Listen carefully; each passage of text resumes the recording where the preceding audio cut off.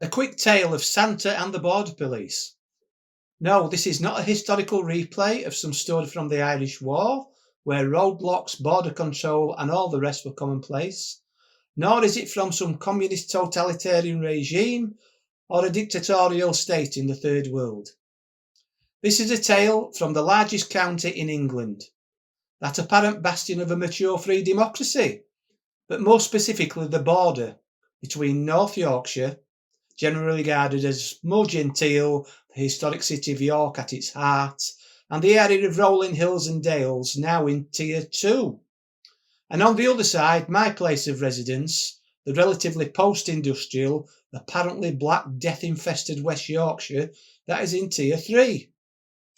Now, last week, in a pre-planned, organised act, the North Yorkshire Police took it upon themselves to be not only the propagandistic mouthpiece of the government, as if it needed more help, but to also set up roadblocks, define border crossings, and here's the good bit, advise and inform people of their responsibilities to remain within their border. Of course, they were assisted with the cooperation of the media, who filmed the whole thing, etc. Project Fear of the Virus, once again in full flow, backed up by the power of the state in the form of the North Yorkshire Police. And Santa? That's where I came in. A week prior to this, I had been asked by the headmaster of a local school in North Yorkshire if I could perform as Santa, as I have all the attributes apparently, which I took to mean fat and old, but to spread some Christmas cheer for the kids. Considering all the issues and duty of care nonsense, it was not possible to perform as normal in person with the kids. You know, that very human thing that we do. The idea was to involve recording 30 separate, very personal messages to each child from Santa on video at the school. A smashing idea. And then along came the miserabilist border police, possibly scuppering the entire project unless I crossed the border. Yes, this is happening in 2020 in England. There seems no limit to how far our private lives are stamped upon by the state, and I fear it can get much worse and seriously become the new normal.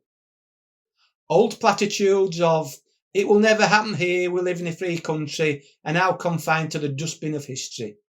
Anyway, off I set. I was not going to let these authoritarians deny our freedoms anymore. Certainly not confine me within the boundaries they set. There was a job to be done, Christmas cheer to be spread for all those kids whose lives have been spoilt for long enough by irrational adults. Jan, my wife, stayed home, fully expecting that Santa would be arrested and there would be some interesting news made. Fortunately, she was wrong.